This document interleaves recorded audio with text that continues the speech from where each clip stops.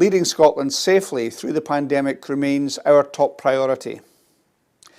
Conference, our last meeting as a party was before the Holyrood election. From the outset, we knew the election was to be the most important in Scotland's history. The outcome would dictate Scotland's path through and out of the COVID pandemic and determine how and where Scotland's recovery from the COVID crisis would be built. In May, we asked the people of Scotland to put their faith in the SNP to deliver a radical agenda to build a fairer, greener and more progressive nation. We asked the people of Scotland to unite behind the strong and experienced leadership of Nicola Sturgeon to steer Scotland forward. And we asked the people of Scotland for a mandate to deliver a fresh referendum on Scottish independence when the pandemic is over. As we know, the people of Scotland responded by delivering a success for our party and for a movement that was nothing short of stunning. No party has ever received more votes. No party has received a larger share of the vote for a Holyrood election.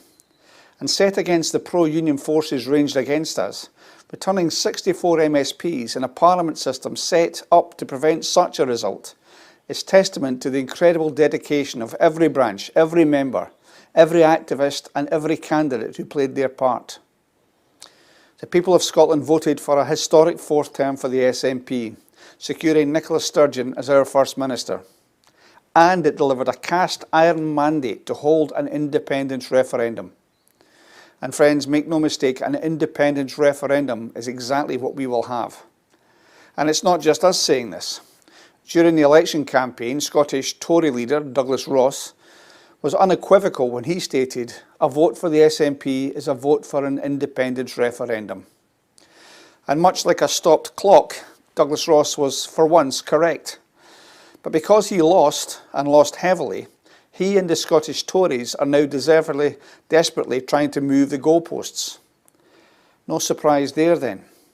But they can't, they will not deny the expressed democratic will of the people of Scotland. Under the exemplary leadership of Nicola Sturgeon, our party won 85% of Scotland's constituency seats, with more than 1.3 million votes. We increased our vote share and our seats, and we won seats both from Labour and from the Tories. The number of pro-independence MSPs in Holyrood matches that of 2011, the parliamentary term where the SNP government delivered a referendum on independence. The election was historic in other ways too. Our very own Cocab Stewart became the first woman of colour to be elected to the Scottish Parliament, after first standing for Holyrood in 1999. There is a long way to go for our Parliament to look more like the people who elect it, but we should welcome these steps forward and see them as a springboard to go even further towards a representative Parliament. Delegates, our party has gone from strength to strength, not just at the ballot box, but in our membership too. More people than ever have put their trust in the SNP to deliver for our nation. And with more than 120,000 members, the appetite to play a part in shaping the SNP vision of an independent Scotland is growing by the day. I'd like to welcome all our new members, especially those who will be attending conference for the first time. SNP activists have covered the length and breadth of the country, delivering leaflets and speaking with voters about our vision for an independent nation. And we are now stepping up the pace. In this week's bold programme for government, the First Minister announced the Scottish Government is restarting its work, preparing a detailed and updated prospectus for independence. But as important as that new development undoubtedly is, the case for independence cannot just be left to the Scottish Government. Every member of the SNP family knows we will all have to play a crucial role.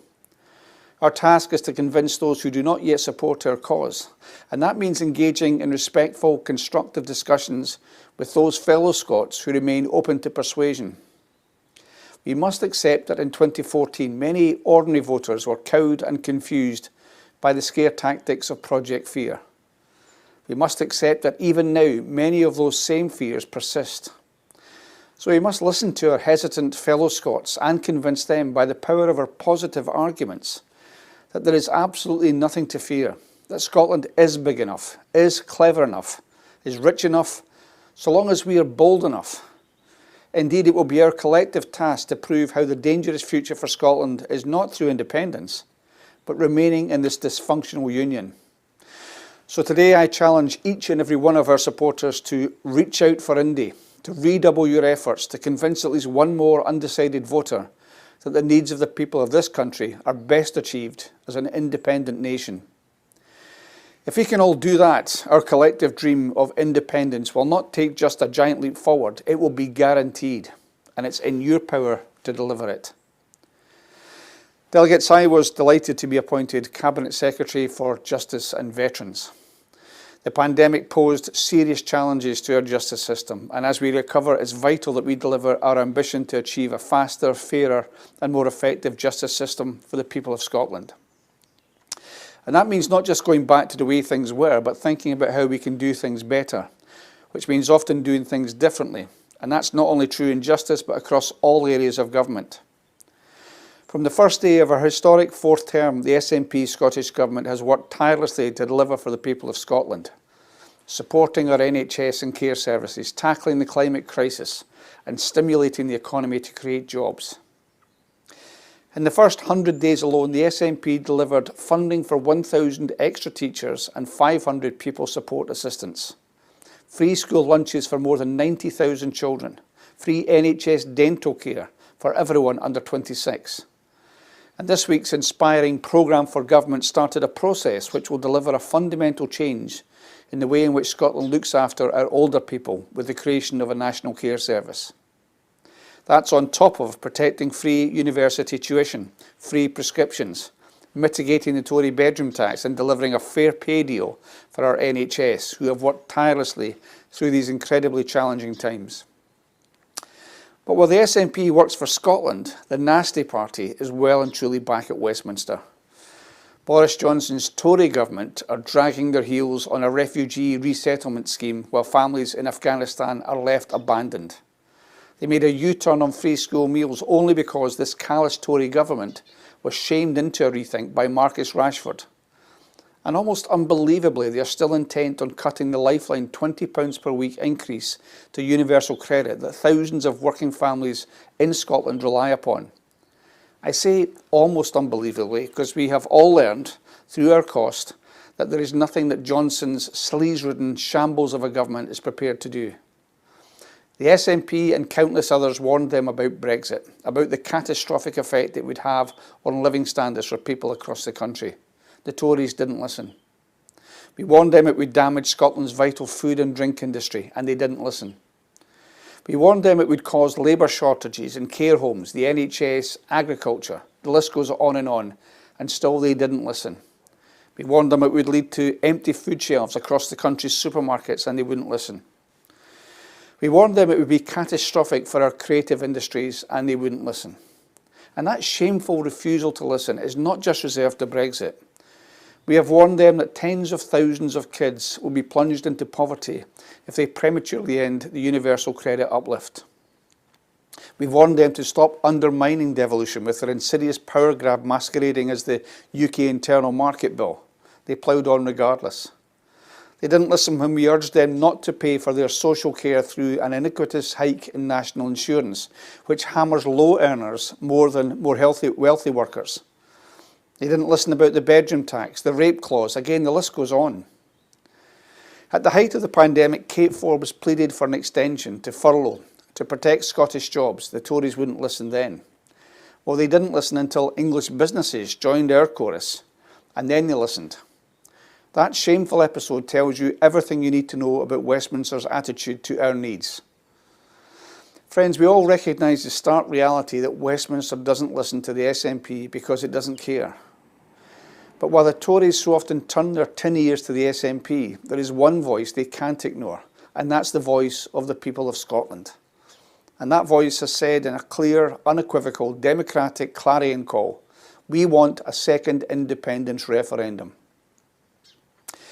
Friends, we all know Scotland needs independence from Westminster now more than ever before. So let us now turn to the job at hand.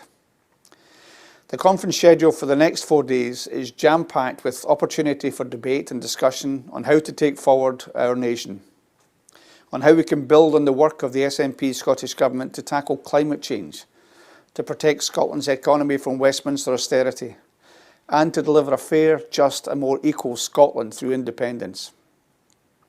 Make sure you check your conference handbook and engage in the fringe events. And even though we are virtual, you can still use the blether feature to check in with fellow delegates and maybe even make a few friends along the way. Delegates, as I was preparing to speak to you today, I was reflecting on some of those in the SNP family who we've said goodbye to since we last met, such as our longest serving parliamentarian, Andrew Welsh, who was first elected in 1974 and had a distinguished career for over 4 decades. I'd also like to make special mention of Callum Cashley, a stalwart of our party, one of my previous election agents, and a stalwart of the independence movement, who sadly died just a few weeks ago. We often say that we stand on the shoulders of giants, but that is because it happens to be true. When Scotland's Independence Day comes, and that day is drawing ever closer, we will remember the many people down the years who sadly did not live to see the moment for which they had worked so hard. People who kept the flame burning for our cause even through the darkest of times. And we resolve to honour their memory by redoubling our efforts to stay the course and deliver that independent Scotland. The months ahead will be some of the most important in Scotland's history. It's time to come together as a party and as a movement to prepare for the referendum on independence and to win it. Thank you and enjoy conference. What a powerful start to conference. Thank you, Keith. Now, delegates, this is our second virtual conference, and we've done all that we can to make it as near an in-person conference as possible. Just a bit of orientation for you all to begin with. To the left-hand side of your screen, you'll find the fringe area, the exhibition area, and that fantastic blether function. And you'll see voting buttons on the right-hand side when we come to votes. And you'll see that we have Bruce with us today doing BSL interpretation, as well as having live subtitling. So, delegates, our first order of business today is to hear the report of the Conferences Committee, who have compiled the agenda for conference based upon the resolutions that you submitted. So I'll ask the National Secretary to present the report of Conferences Committee. Over to you, Stuart. Thank you, Convener. And as the convener of the Conferences Committee, I've submitted a report describing our activities, which you can find both on the member website and within this Hop-In platform. Now, I'd like to draw your attention to a couple of changes to the agenda published in the last week. The amendment to Resolution 18 has been withdrawn by its movers, and anyone speaking to that has been contacted.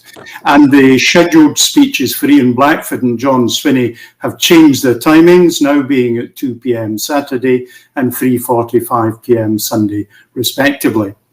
The report of the committee also encompasses the standing orders for the event, which you can find in the conference handbook at pages 60 and 61. They're a continuation of those we adopted at our annual conference last November, and in asking you to accept the report that will adopt the standing orders for this event, we'll be voting on that shortly. I commend my report to the delegates and ask you to support adoption of standing orders. Thank you, Convener. Thank you very much, Stuart. Now, delegates, we need to vote on the Conferences Committee report and standing orders for this conference, as Stuart has said, so that we can proceed. As I'd indicated, you will now see that voting buttons are available on the right of your screens. So if you can locate these, and please vote now.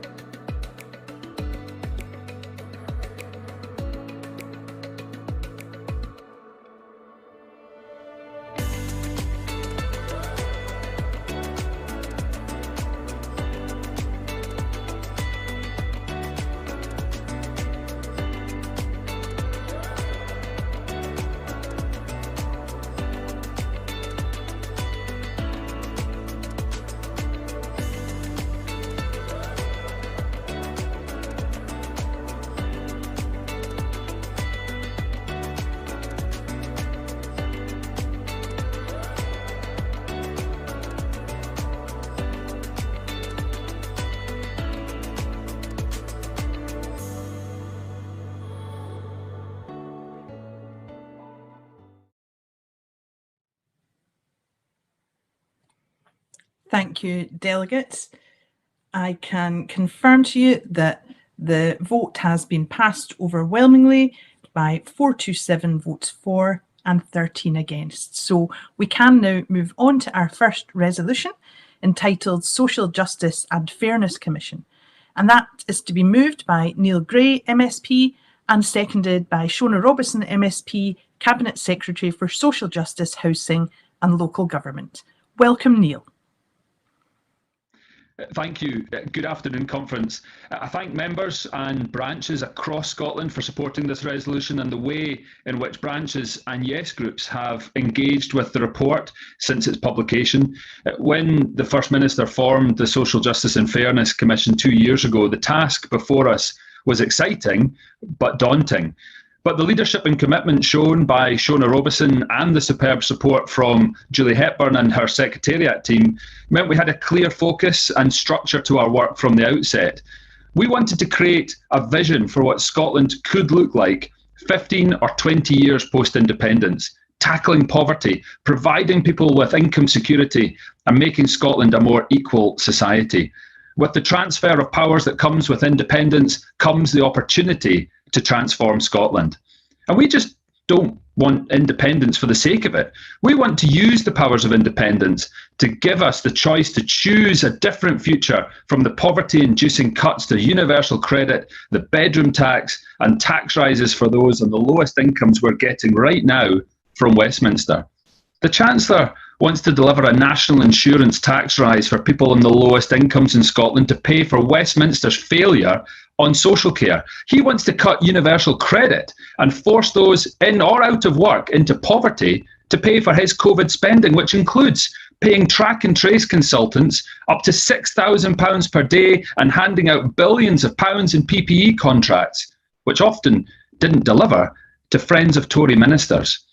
And if he proceeds with this cut to universal credit, Rishi Sunak will be the reverse Robin Hood, robbing the poor to pay the rich. It's morally bankrupt government.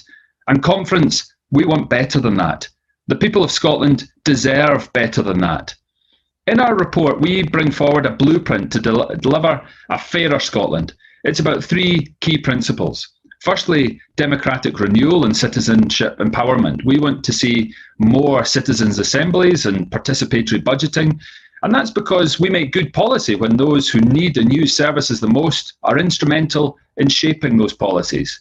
And that helps to lend itself to building the consensus we talk about throughout our report, which is crucial in developing and then sustaining transformational change.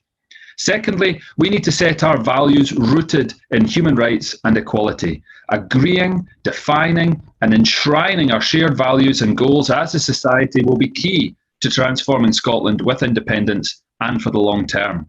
We clearly want a written constitution that enshrines the rights of our citizens to help form part of a renewed social contract. Eradicating poverty must be central to those ambitions. And lastly, we must prioritise those policies that help to deliver a fairer, more compassionate society with a well-being economy. And that is why a large chunk of our report is devoted to the ideas being developed across Scotland and around the world to deliver a good society. We explore a wide range of potential policy areas that we would want an independent Scottish Government to consider as resources allow. We also have made suggestions about things we can do now under the devolved settlement to make progressive changes. So we were delighted as a Commission to see so many of those ideas in the SNP's manifesto for the election. The SNP just won by a landslide, like doubling the Scottish Child Payment, a national care service and taking forward a minimum income guarantee. All areas explored in our report amongst so many others. And I'm really pleased with how the report has been received too. Those who have read it liked it. And when we debated it in Holyrood, even Labour MSPs accepted there was a range of good ideas to be engaged with.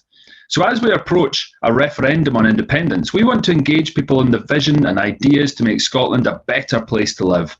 If we can get consensus on that, on what we want Scotland to look like, then we can debate how we deliver and how we can get to that power under the powers and resources of the Scottish Parliament right now, or whether actually it is independence we need.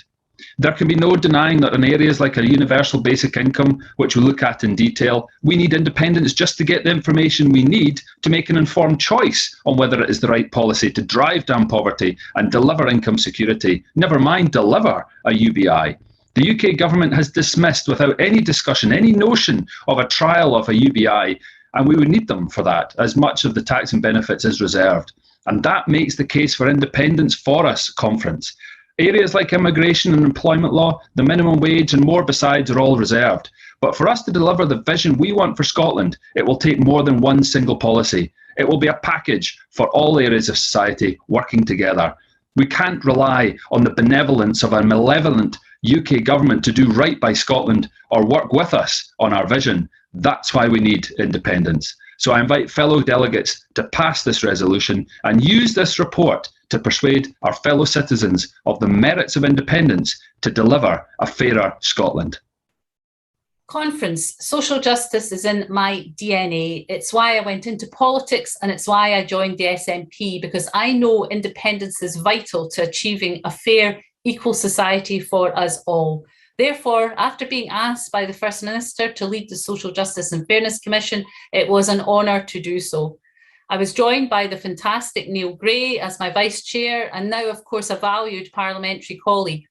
We also had a superb team of Commission members, some SNP, some not. Too many to mention here, but all were of enormous help, giving of their time free of charge and undertaking the bulk of our work virtually during the pandemic to produce our report, and I thank them all for that.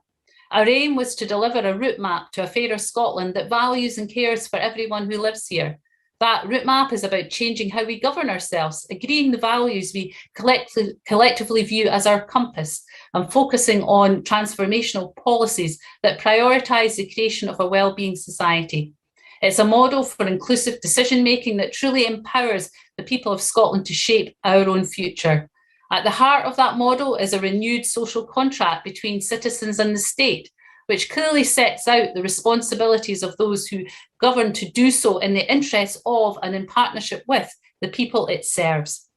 Our report offers a conversation starter, a foundation to find consensus about the kind of Scotland we want to build and how best to get there, unconstrained by a constitutional ceiling on our ability to effect transformational change. We can think afresh about the policies we can choose to pursue and how we make those choices at every level in Scotland.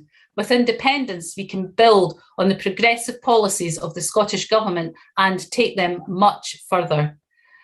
And it is social justice, which is one of the starkest contrasts between the Scottish Government and the Tories at Westminster. The tale of two governments is there for people to see. Look at their callous attacks on the most vulnerable, the poorest working families, like the withdrawal of the £20 universal credit uplift, and compare to the progressive positive policies of the SNP through our manifesto for a fourth term and through the SNP Scottish Government's programme for government. From the groundbreaking Scottish Child Payment, which we will double during this Parliament, not just talk about it, but actually put money into the hands of families who need it most, to ambitious, bold ideas like establishing a minimum income guarantee for Scotland, the sort of inspirational policies that filled our manifesto and now our programme for government. But delegates, I want our national parliament to have all the powers to tackle the drivers of child poverty. I want our parliament to be able to raise the minimum wage to the real living wage and stop insecure employment. I want our parliament to have the full powers over social security to tackle inequality and treat people with respect and dignity. I want us to have the normal borrowing powers of any country, which is why we need independence. And I believe people will look at what we can do with the powers of a normal, independent nation and realise that is how we can create a fairer, more equal, stronger Scotland. Thank you to Shona and to Neil. Conference next, speaking in favour of the resolution, is David Ashford from Skye and Lochalsh branch. And David is a first-time speaker at conference. If I can remind our speakers that they have a strict time limit of 3 minutes on speeches. And conference, welcome, David.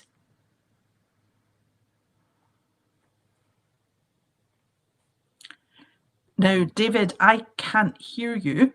I hope that you can hear me. Apologies for that. And that you might unmute. Hopefully, can you hear me now? I can hear you now, so over to you, David. Thanks for that.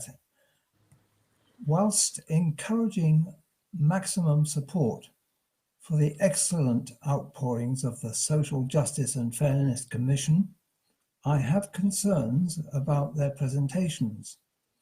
By that, I mean there is a need to minimize heavy-duty text. So much of it borders on platitudes. For greater effect, I would suggest the use of graphic images wherever possible. This would enliven the arguments presented. Pages of technical text are a turn-off for most people. If there were vivid illustrations of the need to stamp out the blight of scandalous poverty, for example, I believe the route map would have a much more powerful impact on us all. In addition, I would advise adding to the last word of the resolution the words "for the better effective." Subject to what I have just said, I commend this resolution to conference wholeheartedly. Thank you very much for that, David. Conference, I have no speakers in speaking against this resolution, so we will now move to a vote. If you can look at the right-hand side of your screen, if you look at the right-hand panel, you can click the Conference tab, which should enable you to vote. And doing that, if I can ask you then to vote now.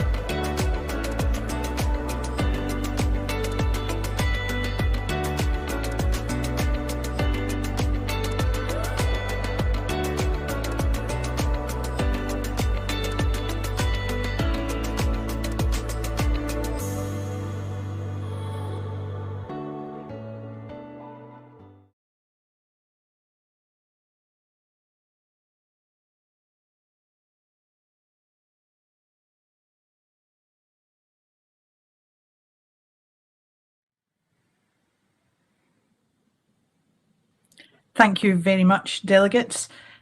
Resolution 1 on the Social Justice and Fairness Commission has passed overwhelmingly by 518 votes to 3. So conference, let's move to our next resolution, resolution number 2, which is entitled Universal Credit Uplift. And to propose the resolution, we have David Linden MP, followed by Amy Callaghan MP to second the resolution. Conference, it's been a few short months since I took over from Neil Gray as the party's working pension spokesperson at Westminster, and what I've seen from the DWP every single day since then has shocked me. And it's clear that even though the Tories spent the past decade cutting the social security net, they most certainly are not done yet. We're still faced with the weak leadership of Keir Starmer and the official opposition benches. The Tories are acting with impunity at the minute, that they can do whatever they want and get away with it. In this past week alone, we have witnessed Boris Johnson break his own manifesto promises, not once, but twice. Indeed, pensioners are losing the triple lock on their state pensions, in effect a cut to the most meagre pension in Europe. And the so-called party of low taxes is hiking national insurance for the lowest earners. Meanwhile, multimillionaires won't be asked to put their hand in their pocket unless they're at a Conservative Party fundraiser, of course. But Boris Johnson and his cabinet keep telling me that work is the best route out of poverty when I raise the impending cut to universal credit. But that simply isn't true, so long as the Tories are putting the financial burden of the pandemic on the lowest paid workers. The Tories also want to paint universal credit as an out-of-work benefit, but this is also a complete falsehood. Those lowest paid workers rely on universal credit to keep them afloat, and it's estimated around 40% of households receiving universal credit are indeed working households. And even before my time as the SNP spokesperson for working pensions, I saw firsthand the brutal reality of Tory welfare policy every single day in my Glasgow East constituency. And before the pandemic hit, it was obvious to me that universal credit wasn't enough to live on and that families really were struggling. And so when the Tories temporarily raised the amount paid by £20 a week at the beginning of the pandemic, they were effectively admitting that the amount that they paid previously was too low. The additional £20 added to a family's weekly budget has been monumental. It has literally meant the difference between heating or eating through the cold winter months. In confidence, you don't have to take my word for that. My own local food bank saw a dramatic change in demand after the £20 uplift came in. Indeed, in the first 3 months of the last year before the uplift, the food bank helped 601 single people. In the same period this year, they helped 151 single people. That is undeniably a massive difference. But the British government is failing to use the pandemic as an opportunity, as they said, to build back better. And the Chancellor has the power to address the failures of universal credit and truly help the most vulnerable as we seek to recover from the pandemic. And then, in stark contrast, we have a progressive, forward-thinking Scottish Government which just last week published a programme for government which reaffirms its sincere commitment to its national mission to end child poverty. Now, the SNP is keeping to its manifesto commitment to double the Scottish child payment to £20 per week per child as quickly as possible during this Parliament. Now, to reduce hardship, the programme for government also commits to providing immediate support to children and young people through the Scottish Child Payment bridging payments of £520 in both 2021 and 2022. But while our party, the SNP, continues to lead the way with bold policies to create a fairer Scotland, Westminster is actively working against us. Almost 500,000 families in Scotland will soon be impacted by the reduction in the universal credit crunch, which will slash over £1,000 a year from household budgets. And whilst your SNP MPs are fighting tooth and nail against this cut, the handful of Scottish Tory MPs are doing absolutely nothing to stop it. Almost 45,000 families living in those 6 Tory constituencies will be facing this harsh reality soon, and looking ahead at the winter months to come with complete dread about making ends meet and paying bills. Conference, the British government's cut to universal credit will impose the largest overnight reduction to the basic rate of social security since the modern welfare state began. It will mean thousands of families being plunged into poverty and facing real financial hardship. But Conference, we know that independence is the only true way to keep Scotland safe from cruel Tory cuts. that only seek to deepen inequality and poverty in our communities. Independence will guarantee Scotland the full powers needed to build a strong, fair and equal economy whilst eradicating poverty and supporting the most vulnerable in our communities. Delegates, I ask that you make your voice heard loudly and clearly today to the Tories at Westminster by backing this resolution. Thank you. Conference, I wish I could say I'm happy to second this motion, but truth be told, I'm raging we're having to debate this at all. But I do have to thank my pal David for bringing this motion to conference and for his campaign to encourage the UK government to U-turn on their decision to end the £20 uplift to universal credit. We've had years of deliberate attacks on the social security system by Conservative governments Scotland didn't vote for, and concerted efforts by the likes of Boris Johnson to stigmatise claimants.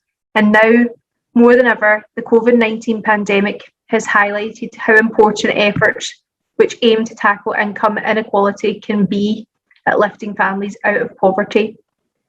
Despite plenty of evidence highlighting this from third sector organisations such as the Poverty Alliance and the Joseph Rowntree Foundation, Boris Johnson and Rishi Sunak are ploughing on with this cut to the lifeline £20 uplift to universal credit. In my own constituency, I've seen firsthand how initiatives such as the groundbreaking Scottish Child Payment can offer hope to families struggling to make ends meet. That said, during these unprecedented times, there can be no doubt that the £20 uplift to universal credit has been a lifeline to those in need, and that ending it will only outweigh the benefits that the doubling of the Scottish Child Payment will bring. People are already worrying about how they're going to make ends meet, how they'll put food on the table and heat their home.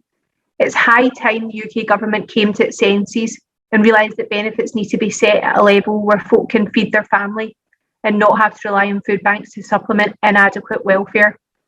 Now is not the time to be cutting welfare. Families need this £20 uplift now more than ever. Despite countless pleas from devolved governments, members of Parliament, charities and of course from working families, the Conservatives are happy to plough on with these plans which will plunge 400,000 families in Scotland into poverty overnight. And it breaks my heart to say this includes 200,000 children. That's what's missing from the UK government, heart and compassion. I know this £20 uplift means that at last parents have been getting a meal as well as their children. That ends where the £20 uplift goes. To take the steps we need to meaningfully tackle inequality in Scotland in the aftermath of the pandemic, we must be able to chart our own path. I'm confident that through independence we can implement a welfare state that works for all. Conference, please vote for this motion. The Tories are set on removing the dignity from folk on universal credit. We must send a clear message to them that the SNP say that is not acceptable. Thank you very much, Amy, and thank you to David. And delegates, our next speaker speaking in favour of the resolution is Sam Melnick of Glasgow, Maryhill and Springburn branch. So welcome, Sam. Good afternoon, Conference. I'm a current universal credit claimant. I was unemployed throughout the last several years and now work at a job where I don't earn enough to end my claim. For many people, an extra £20 a week is negligible, but given how little people on universal credit are given in the first place, it matters a lot. In our changing world, the cost of living is rising. It is no longer possible to buy the cheapest, slowest internet, for example. Many employers interview online using video conferencing platforms that will not work on slow internet or old devices. For example, my 8-year-old laptop's already complaining about my use of Hopin just now. And we are only just beginning to see the economic impacts of Brexit on the cost of living in the UK, a Brexit the Tory government has pushed through, even in spite of everything else happening, and in spite of the impact this will have. Brexit and the UK's inhumane benefit system are just two reasons why we need independence. But until we win the next referendum, we need to ensure that people in Scotland can still afford to heat their homes and buy food. Universal credit is already barely enough to live on, and after so long, cutting the monthly amount by this much will be devastating to people who are only just managing to budget within the amount, including the uplift. They'll say the uplift was only meant to be temporary, but it is the least the Tory government could do after their economically destructive Brexit, their pandemic policy, and every other cruelty they like to inflict on the people who can afford it the least. Conference, I turned 25 this year, Before my birthday, I was given even less money just by virtue of being under 25. For under 25s, universal credit is nearly impossible to survive on.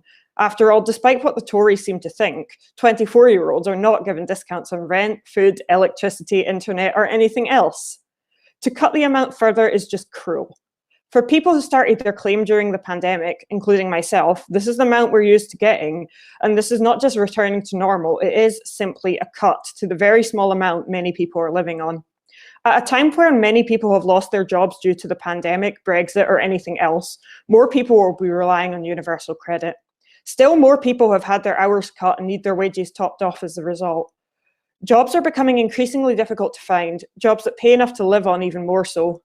Many people who want to work simply cannot find a job, and this particularly impacts on disabled people who want to work, but who can only work in certain sectors due to their disabilities. Conference, I urge you to support this resolution, as the UK's social security system is already not fit for purpose.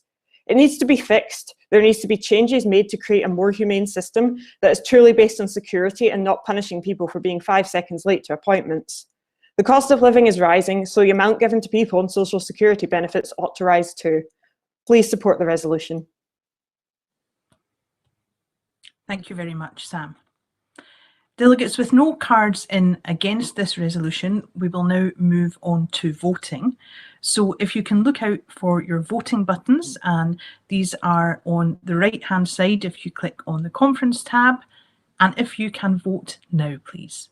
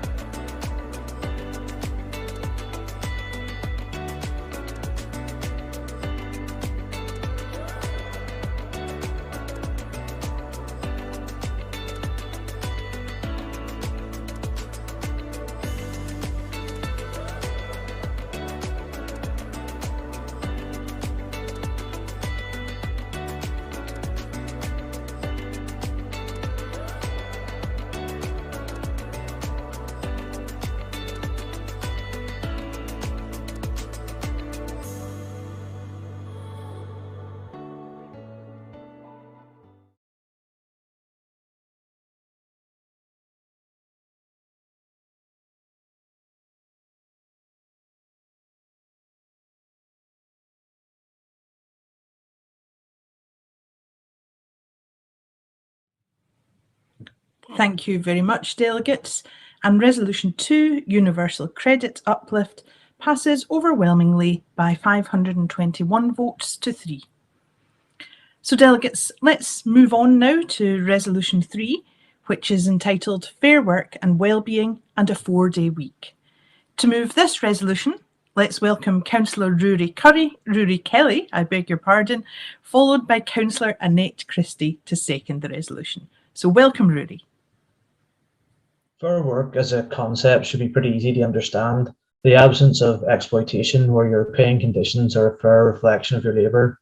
In the past, this was the fight for the 48-hour weekend achieved in the 1930s, the 40-hour week fought for in the Battle of George Square, and equal pay denied by a Labour administration in Glasgow and now being rectified by the first ever SNP city government.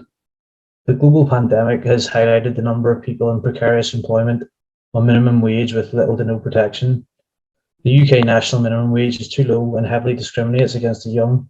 It's a full 59 pence an hour below the real living wage, which works out as over £1,200 a year less on full-time hours. And that's if you're lucky enough not to be discriminated against because you happen to be under 25. The other thing many of these low-paid jobs have is that the workforce is conditioned to almost brag about the levels of exploitation they endure. I remember well when working in hospitality and retail, it was a badge of honour to have worked an exorbitant amount of hours. And while hard work is an attribute to be admired, I now realise that the main beneficiary of those hours was the company and not myself, the worker. During the extended period of working from home, there has for many people been a realignment of the work-life balance with hours of commuting every week removed. We've seen the accommodation that can be made for us to work from home that has for so long been denied to those with health issues or care and responsibilities, and there really is no going back to business as usual.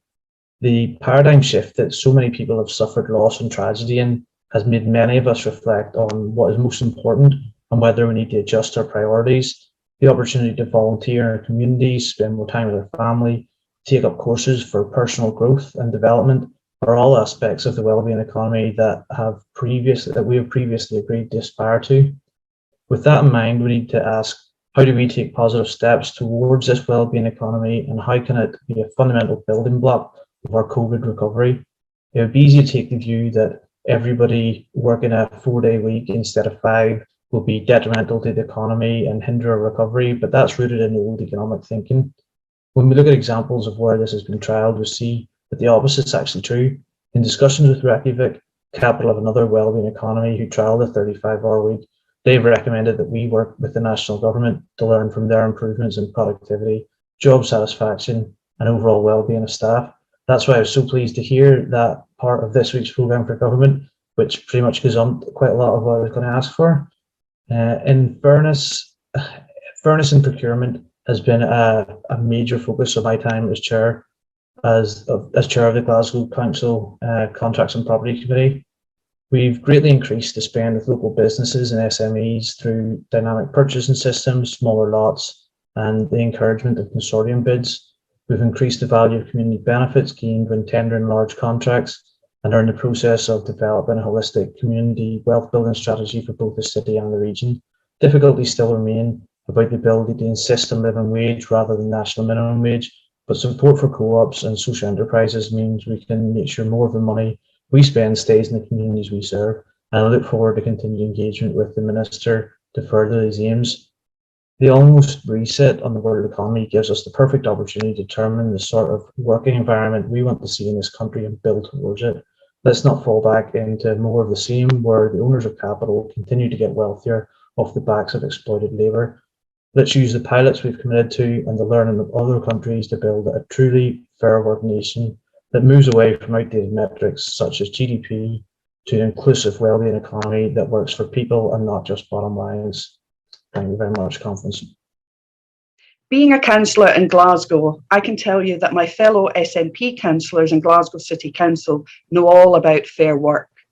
On our election in 2017, we set about ending a culture of gender discrimination to ensure low-paid workers, women, got equal pay and the respect they deserved. Economic policy driven solely by the pursuit of growth or discriminatory practices and businesses focused narrowly on profit do not serve society or our planet. These last 18 months have seen a strain on all of us, but it has caused us to rethink. In some households, it has magnified an imbalance. Women have often been the hardest hit by the pandemic, with many having the triple burden of work, homeschooling, parenting, and other caring responsibilities. Our economic recovery needs fair working practices where all citizens' rights should be balanced by a well-being economy so that the individual's personal circumstances are recognised. COVID-19 demanded a new production model with so many of us home working, but a shorter working week may well be the response we need to provide transformative change to address our current and future challenges, like digitalisation and task automation.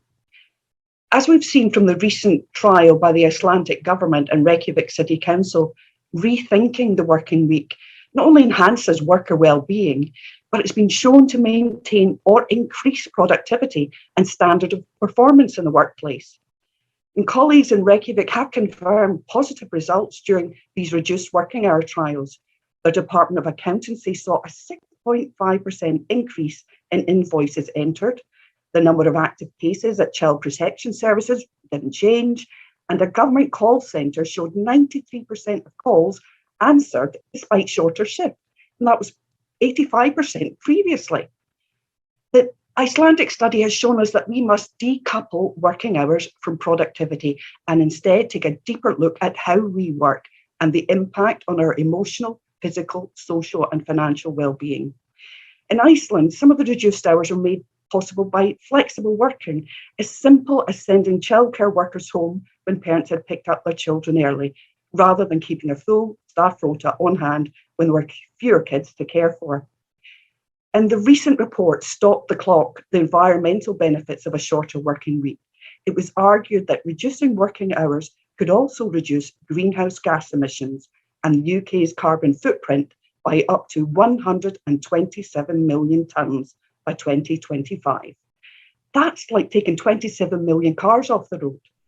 The carbon saving opportunities and reduction in commuting from a 4-day working week would be a welcome bonus in the race to net zero. It's a win-win conference. And as a founding member of the Wellbeing Economic Governments, Scotland is a leader in this area. So let's continue to work with our peers at national and local level and workers to develop an equitable distribution of wealth, health and well-being while protecting the planet's resources for future generations. Thank you. Thank you, Annette, and thank you, Rory. And delegates, we have another first-time speaker coming next, speaking in favour of the resolution, Siobhan Tolland of Dundee City West Branch. If I can remind speakers that we have a 3-minute time limit, and welcome to Siobhan. Hi, I'm wanting to support the resolution because I think that ultimately this is the winning combination to win us independence. I think that if we can put health and well-being at the heart of our post-COVID recovery, we bring people towards us and we bring people with us on the journey to independence. We have been left exhausted and traumatised by the COVID pandemic, and some more than others. It's time now to build an infrastructure where we can offer safety and security for all the people of Scotland. We deserve this, and we need to do it if we're going to kind of build a strong, stable and healthy economy and society. It's also a challenge and an option and a complete different path from the Westminster austerity agenda that we've been subjected to for the last decade or so. We have to reject the concept of working 50, 60 hours a week and still having no money to put on food on the table by the end of it. Scotland overwhelmingly rejects this post-Brexit economy where we have to work even longer hours for less pay and for less rights. I think for the movement and for independence and for the SNP, it's kind of back to basics in a way. The concept of independence has always been about making that massive positive impact for ordinary everyday lives for people on the street. It's about giving hope, and it's about giving health and well-being on an ordinary everyday level. That brings me to the 4-day working week, and the speakers before have kind of said this very eloquently, but we know through previous examples that this gives us a lot less stress. It gives us more time with our families, less sick days. It gives us more energy. It gives us more energy in the workplace as well as in life. It gives us a much healthier work-life balance, and it gives us better positivity in terms of how we work towards our future and in society in general. It's evident now from all the examples that's been given that the 4-day working week can offer a much better health and well-being for our society.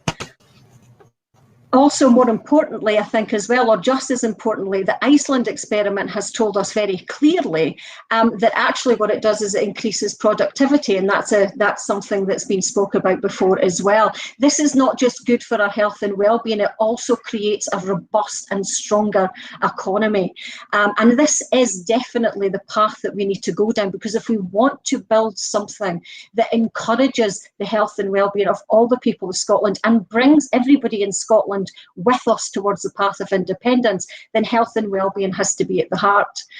I would love today for actually this resolution to be passed with a claim, actually, because I want the conference to send a message to the people of Scotland loud and clear that independence will privilege the health and well-being of our society and bring everyone with us on that journey.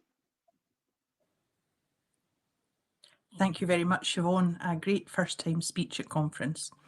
Delegates have no cards in to speak against this resolution, so we will move on now to voting.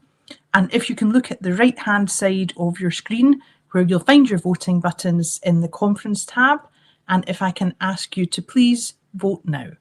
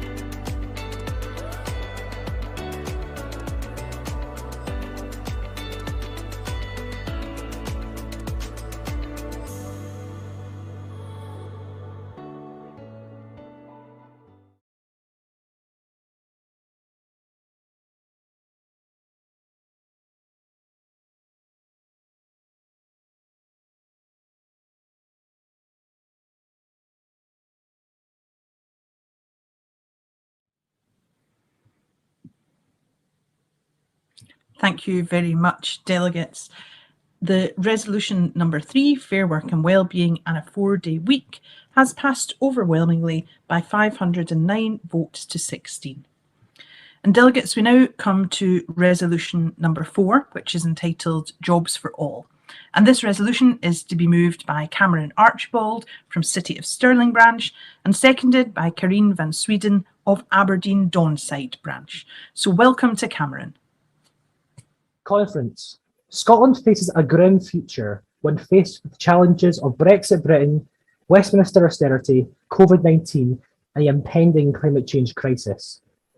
In an independent Scotland, which is once again fiscally and monetarily sovereign, we can increase public sector employment to the levels of our Scandinavian neighbours, and this in turn will logically boost our private sector. However, the role of the private sector is not to ensure full employment, so central government can and should always be the employer of last resort. A job guarantee cannot be implemented until we are once again sovereign, but we can prepare for that day, which is why we propose a job guarantee pilot. Article 23 of the Universal Declaration of Human Rights states that everyone has the right to work, to free choice of employment, to just and favourable conditions of work, and protection against unemployment. Martin Luther King recognised this by including a job guarantee within his freedom budget alongside universal healthcare. King rightly recognised that a nation's success largely rested on employment.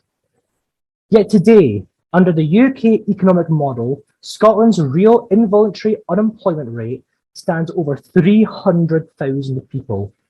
This disproportionately affects women, the young, the disabled, and ethnic minorities.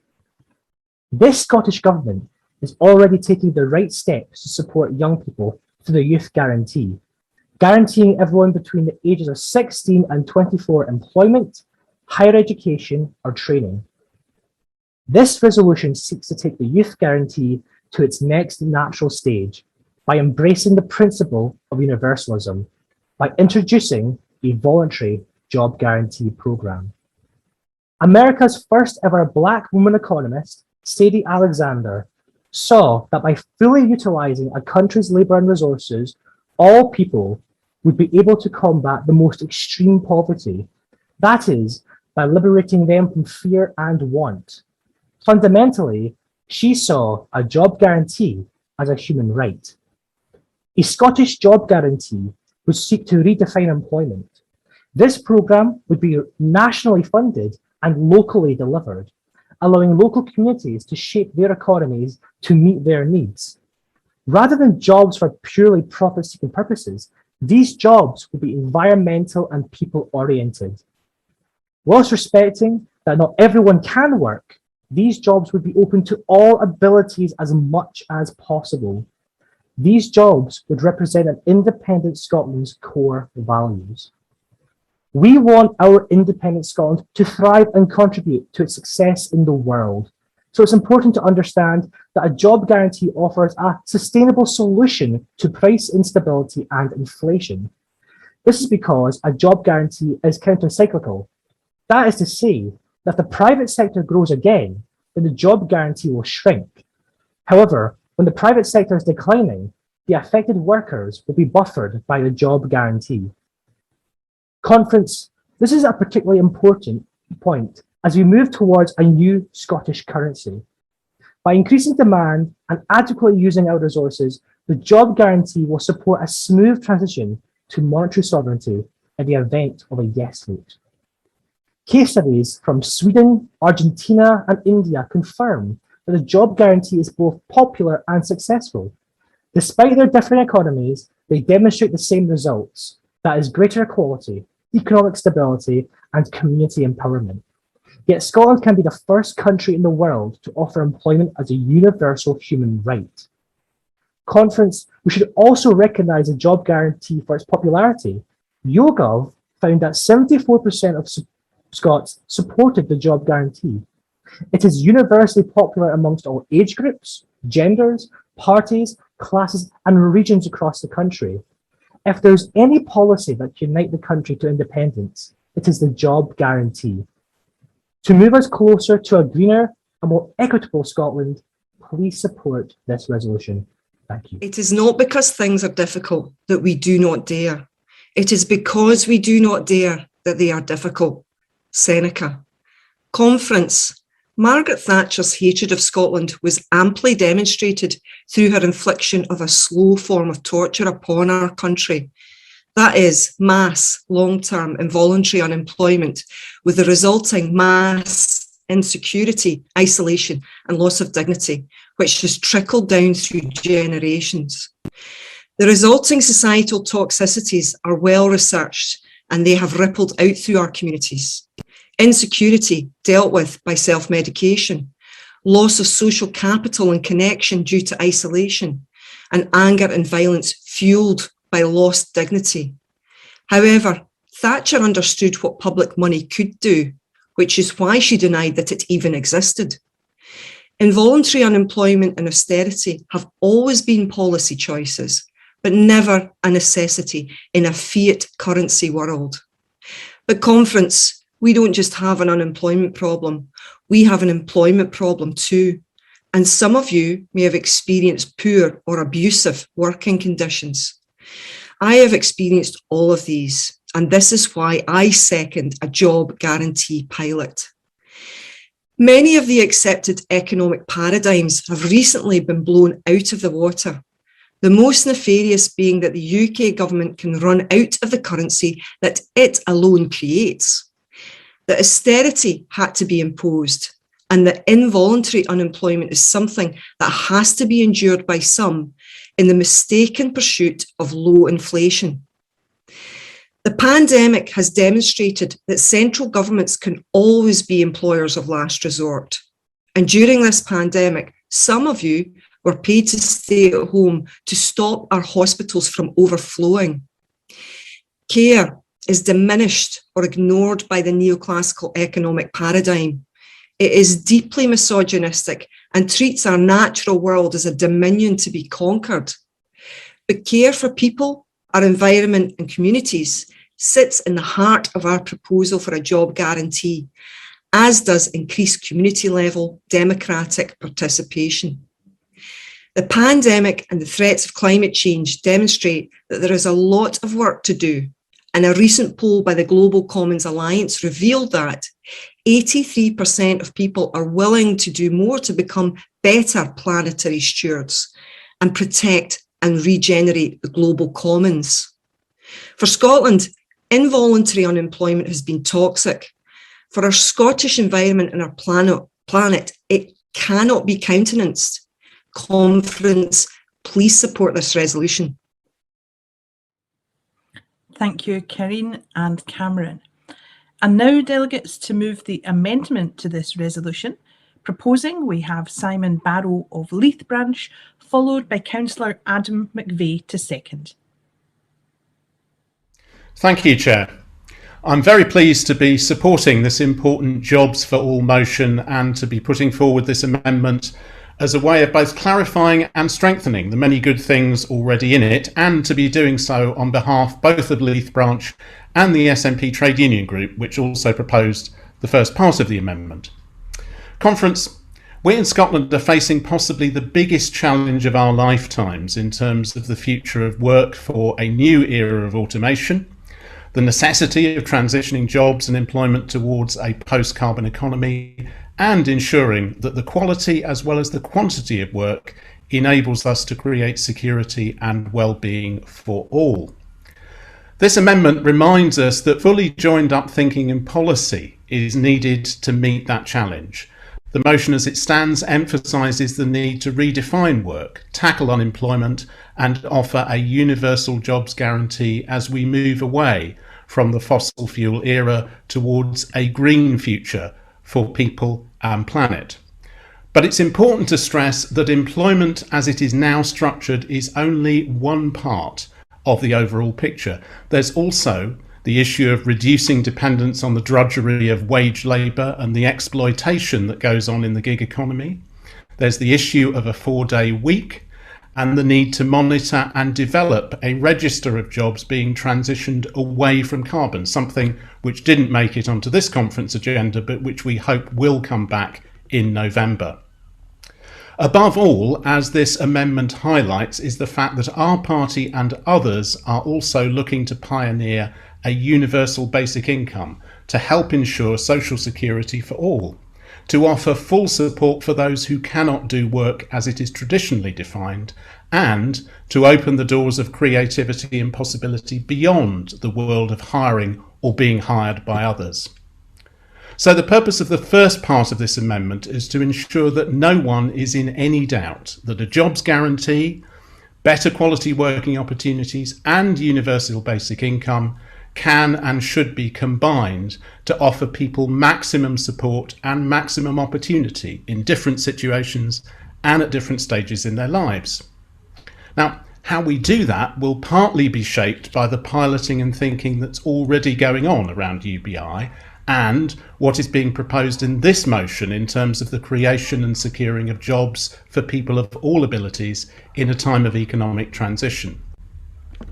Now, it's clear that to reshape Scotland's economy and transform the world of work in the face of the climate crisis, we need the full powers of independence.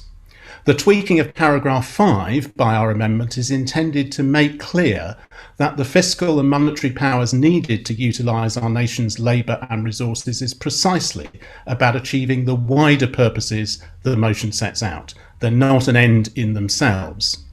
And last but not least, we need to build on experience and good practice to start where we are, as well as aspiring to greater and better things in an independent Scotland. So the final part of our amendment therefore stresses the work that's already been done in Edinburgh in terms of a young person's guarantee and the way the Scottish Government's been able to build on that towards the bigger changes we want to see. Conference, I commend this motion and these strengthening amendments to you. Let's be both bold and practical in thinking about the world of work in relation to the better Scotland we want to create. Well, thank you, and thank you to the movers of this motion for bringing it forward. A national guarantee is a brilliant idea, and it can support citizens right through every stage of their lives, not just giving a citizen a guarantee of a job, but a guarantee of their well-being as part of their community and as part of society, given lifelong support so they can play their part in their community and their country. We fundamentally think differently about this as a party to the Tories. They want to push more people into poverty, shamefully cutting benefits by £1,000 to our lowest income families, in stark contrast to the SNP Scottish Government doubling the child benefit, which will make a huge positive impact. But failing to see the UK government progressing with the biggest cut in welfare support that we've seen since World War II. At the same time, we in the SNP want to enable and support people into work and out of poverty, not needlessly and ideologically pushing more of our citizens below the poverty line. And this motion strongly shows our values. Citizens' well-being is at the heart of our policies, and delivering policies like a guarantee alongside wider ambitions on universal basic income and a host of other progressive policies that are being delivered by our SNP government, we will make progress in reducing poverty and supporting every citizen to reach their full potential. It's the last paragraph of Leith Branch's amendment that I really want to focus on. The Scottish Government Youth Guarantee was based on the Edinburgh Guarantee, a guarantee for every young person into work, into training, or into education. And that policy is now 10 years old. It was introduced by the then economy convener, our dear friend, the late SNP councillor Tom Buchanan, and this policy transformed Edinburgh's positive destination rate from school, a 12% increase in positive destinations for school leavers, turning Edinburgh from one of the worst performing areas into one of the best performing areas and highest rates in Scotland. And key to that approach's success was a jobs guarantee to make sure every young person had that option, but it also relied on setting out the routes for young people that were based on education and training. And this recognises that there were no wrong path for young people to reach their goal and find their ideal role. This policy works, and it needn't be just a policy for young people.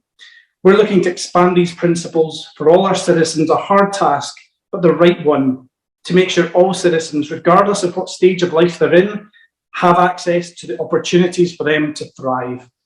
This would be so much easier delivered with a national framework and policy backing up our local ambition. So please support the amendment and make sure all our citizens right throughout life have the opportunity to work, train, and get educated in the way that's right for them, in a way that so many of us take for granted. Thank you. Thank you, Adam, and thank you, Simon. Next, delegates speaking in favour of the resolution is Chris Hanlon, Policy Development Convener. And if I can again remind our speakers of the 3-minute limit, and welcome to Chris. Hi there. In a few snatched moments of spare time I still have, I'm an undergraduate studying politics and economics at the Open University, which means I have a slightly nerdy interest in the subject matter, though I am not by any means an expert. Right now, economics is a bit of a muddled mess of contradictory hypotheses that sort of work if you don't look at them too hard. Kind of like a Frankenstein's monster that has been supplied by IKEA and assembled by an alien that doesn't have the instructions and has never seen a human being before. However, since the global financial crisis, economics has gradually transformed, much as astronomy did in the late 16th and 17th centuries. Right now, nobody is sure who is least wrong, but we've got a fair idea of who is still gamely claiming that the sun orbits the Earth, despite all the available evidence. The Galileos and Keplers of economics today are mostly talented and perceptive female academics, like Mariana Mazzucato, Kate Rayworth, Catherine Trebek, Stephanie Kelton, and Pavlina Tchernova, to name but a few. This resolution seeks to test an idea that many of them have been advocating for some time. It's not a new idea, as Cameron has pointed out. FDR, MLK Jr., Kennedy advocate for jobs and passionately. What new generation of economists are pointing out is that the economic system that the world's advanced economies have been using for 40 odd years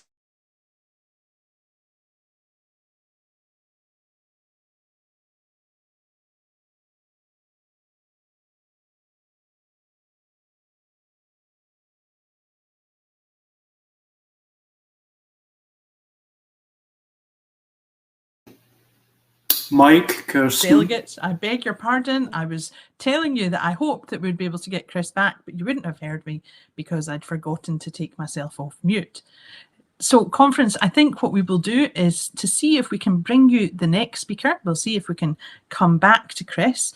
And our next speaker, speaking in favour of the resolution, is another of our first-time speakers at conference, and that's Andy Oliver of Stonehaven and the Mearns branch. So, conference, if I can ask you to welcome Andy. Hi, good afternoon, everyone. Conference, I don't know if you've read the report by Cameron and Karen, which was the genesis of this resolution, but for those who haven't, I would recommend it. You'll find it on the Modern Money Scotland website. Now, Cameron made mention of the Universal Declaration of Human Rights in 1948. And again, just to repeat what he said, everyone has the right to work, to free choice of employment, to just and favourable conditions of work, and to protection against unemployment. As the resolution notes, and as the paper describes in more detail, a job guarantee is not intended to force anyone into work, but can be used as part of the social security system. Now, I've been lucky enough to be in full-time employment from when I left school at 17 until I retired 4 years ago, and I was just working out just now, that was 48 years of work. And I'm still in part-time work now because I want to and because I enjoy it, and I've got the ability to do it. But for a lot of people, we're in a rather different environment now. And I've got 2 boys, and while both of them are currently working, statistically, they're not likely to enjoy that same continuity that, remember, was the norm in the 60s and the 70s before we discovered North Sea oil and Thatcher used the money to destroy Scotland's heavy industries. Now, had I suffered from a prolonged period of unemployment at virtually any time in my working life, I would very quickly be struggling to make ends meet. Many thousands of workers were not so fortunate, such as those abandoned when pits, steelworks and shipyards were shut down, with catastrophic results for families and communities. A job guarantee can bridge a gap in periods of unemployment until someone can secure another paid job. This provides a living wage, but also preserves activity, which is important, dignity and self-esteem, and can help workers to earn new skills, or to learn new skills, or even to help train others. Jobs would be locally based within the communities, so these communities will benefit from the work that's done. This is not a radical resolution, it's simple common sense, and I'm delighted to support it, and I hope you will too. Thank you. Thank you very much for that, Andy. Our final speaker, speaking in favour of the amendment, is Councillor Laura Brennan-Whitefield. We have not been able to get Chris back, unfortunately, but we're very glad to welcome Laura. Thank you very much. I welcome this resolution, but I'm asking Conference that you support the amendment. As Simon and Adam have already set out, the Great Initiative in Edinburgh will hopefully be expanded beyond young people to those who face additional barriers in employment. This is a bold and ambitious policy, but to be truly progressive, we have to acknowledge that for many, there are additional barriers to employment. The amendment states this clearly.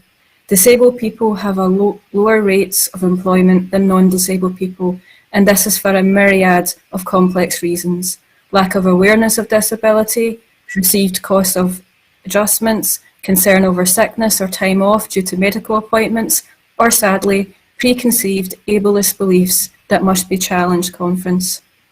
I would also say that Jobs for All on the surface sounds great, but we have to acknowledge that for many individuals, they will not be able to work due to long-term health issues or disabilities, even with support, or for those with caring responsibilities.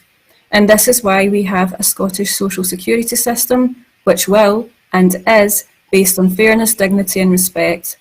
And in this new, true, well-being-based society that we will be in an independent Scotland, we must value everyone's contribution and not just in terms of those who contribute to GDP. So we must be mindful not to unintentionally stigmatise those who cannot work. Thank you. Thank you very much, Laura. With our speakers concluded, delegates, let's move on to voting on this resolution, which is resolution number 4, Jobs for All. So we'll vote first on the amendment before then moving to vote on the resolution. So on the amendment, firstly, please look for your voting buttons, which are in the Conference tab on the right-hand side of your screen, and please vote now.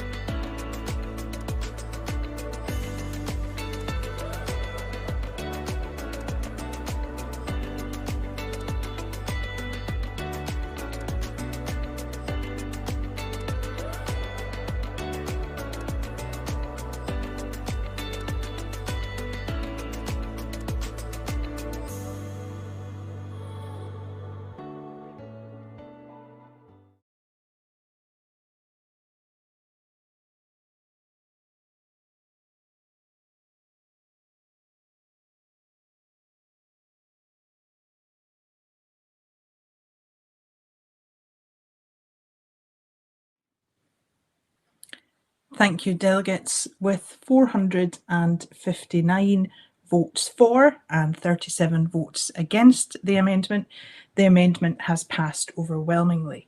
So we will now vote on the resolution as amended. So again, if you can locate your voting buttons, and please vote now.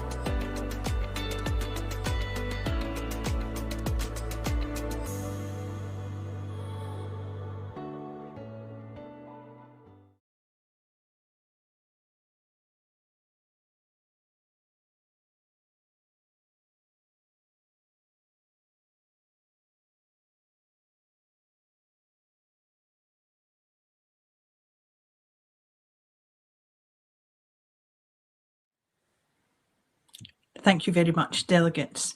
For Resolution 4, entitled Jobs for All, the resolution as amended has passed overwhelmingly by 521 votes to 21. So delegates, it's been a fantastic first afternoon of debate at conference, and I can't think of a better way to finish our day than hearing from our party president and the political director of the SNP Independence Unit, Mike Russell. So welcome to Mike. Convener, fellow delegates, when great dislocations happen in societies, people reassess their lives, their beliefs and, yes, their governance. Sometimes they do so willingly and sometimes because there is no other option. None of us watching this could have guessed when we met in Aberdeen just 2 years ago that within months we'd be faced with the greatest pandemic for a century, which led to millions of deaths across the globe and which is still not over, as this virtual conference clearly shows.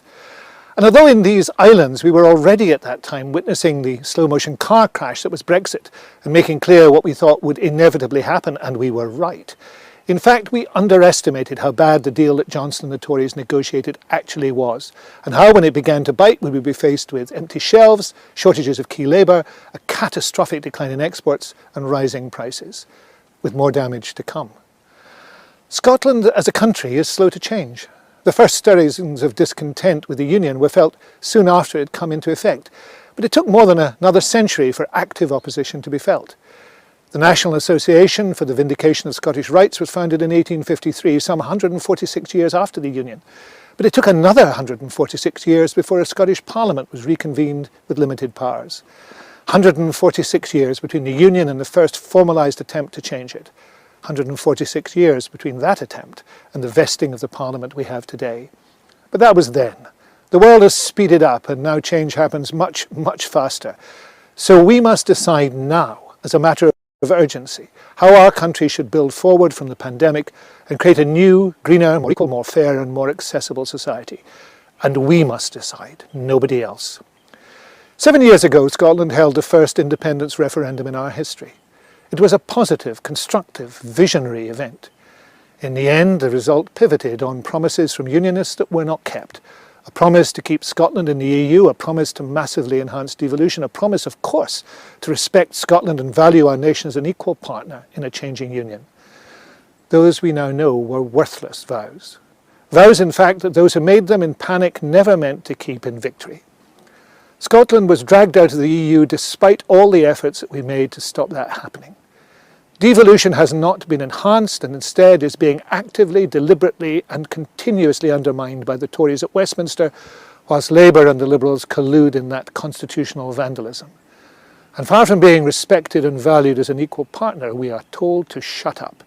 Shut up and eat our cereal, providing we can find any on the empty post-Brexit supermarket shelves. Convener, the pandemic has put life on hold for many people.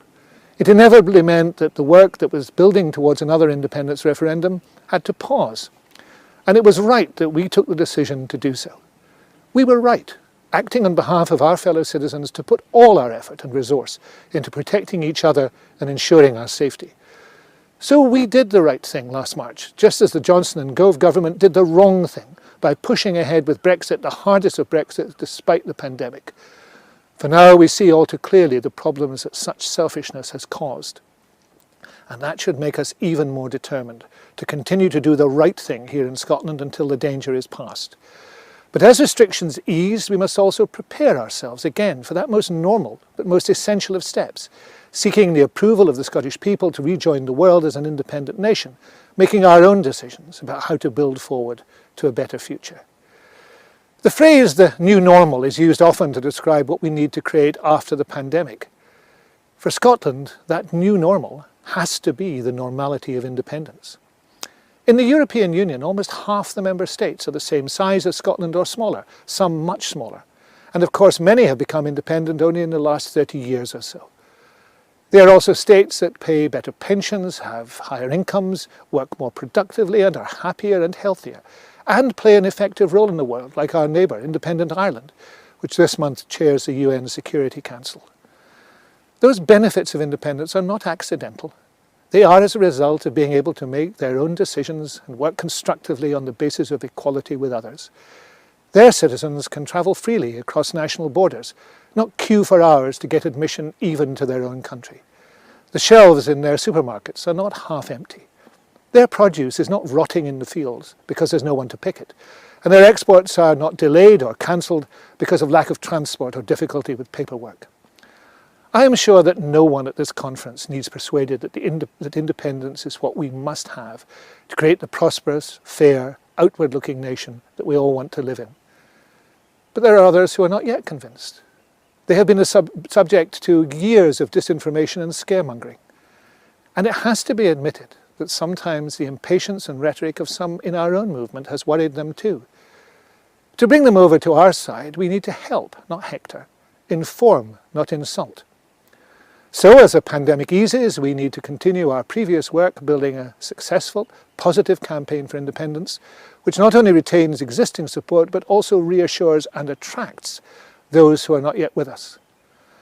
When Nicola asked me and the NEC approved a request to help contribute some new political direction to our independence work, I was keen to do three things. The first was to start the process of providing information and campaign resources to every party member on independence issues.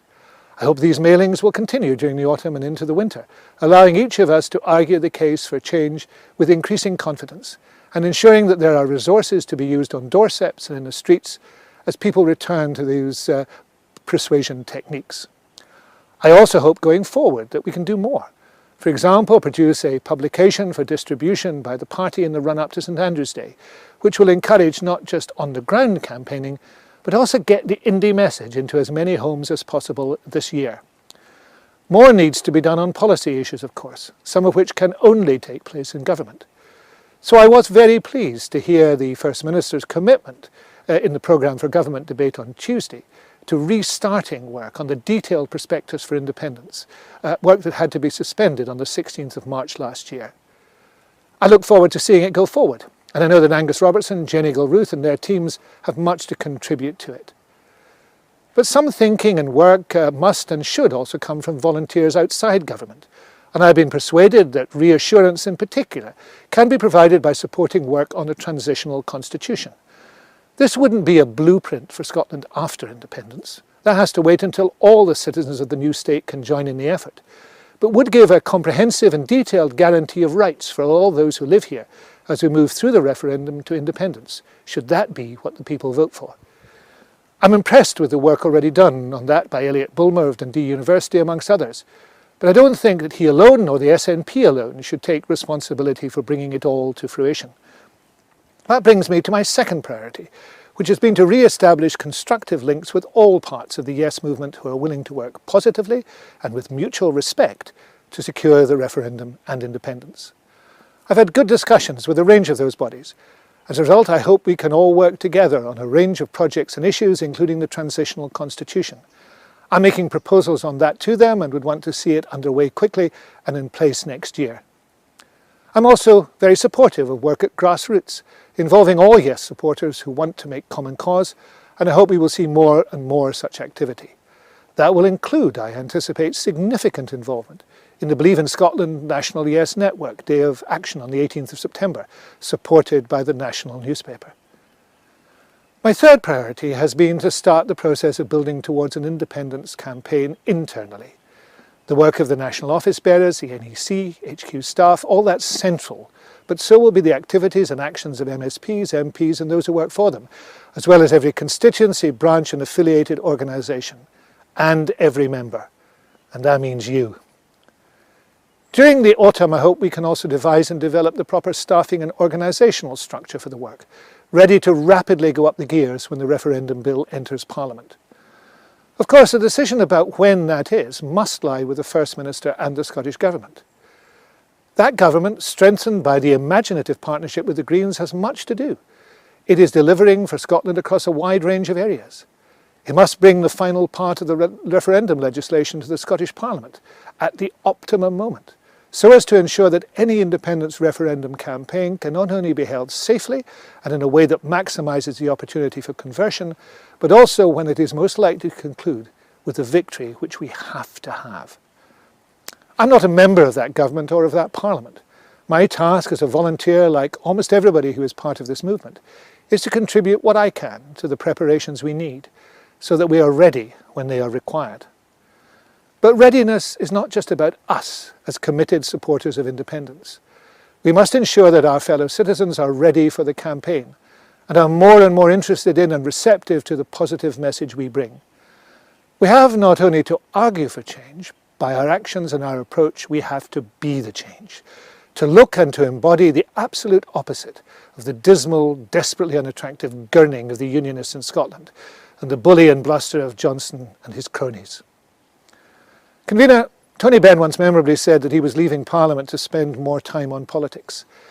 In the last few months I've felt that I am in danger of having done the same, but I'm honoured to have been elected the President of this party, and I think the job of President, whilst not defined in the Constitution, should be a working one. So I'm pleased to do what I can to further the cause for which I joined this party almost half a century ago. During that time, the party has changed out of all recognition. We've moved from the fringes of Scottish politics to centre stage.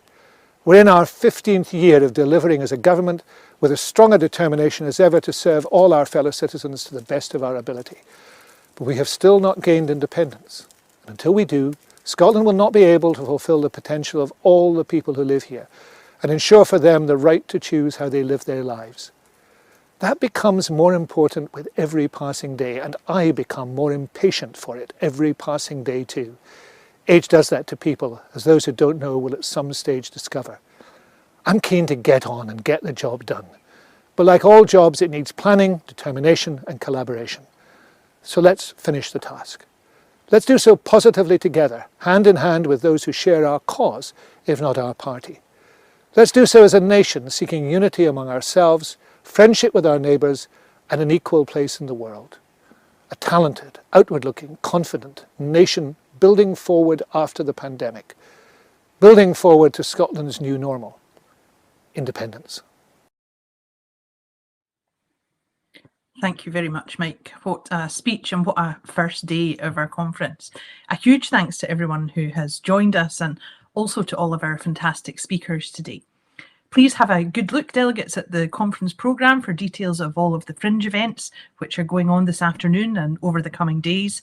This afternoon there's the opportunity to meet with the party president, there's Stop Climate Chaos, the Smith Institute, the Open University and meeting with the Women's Convener too. And please also hop over to the Blether function and catch up with your fellow SNP members for a chat. And we'll look forward to seeing you all again tomorrow. The conference opens at 10:30 AM tomorrow morning, so we'll see you then.